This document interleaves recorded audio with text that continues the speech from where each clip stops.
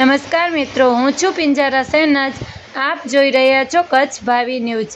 ગાંધીધામ મધ્યે આવેલ આહિર બ્રધર્સ વાડી ખાતે આવેલ શ્રી સંકટ મોચન હનુમાન મંદિર મધ્યે 5મો વાર્ષિક પાટોત્સવનો ભવ્ય કાર્યક્રમ યોજાયો હતો.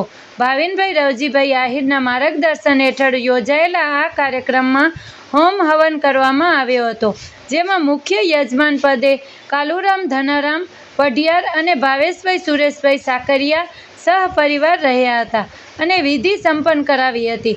યજ્ઞના આચાર્ય પદે દેવેન કનકચંદ્ર વ્યાસ અને ઉપાચાર્ય પદે હિતેશભાઈ ચમનભાઈ પંડ્યા રહ્યા હતા. સાંજે ગુરુદેવ શ્રી ગયાપ્રસાદ શુક્લાજી તેમજ શ્રીમતી સૂરજ ઉમેશ શર્માના મધુર સ્વરમાં મારુતિ મંડળ સુંદરકાંડ પરિવાર દ્વારા સંગીતમય એ સુંદરકાંડનો પાઠ કરાવવામાં આવ્યો હતો.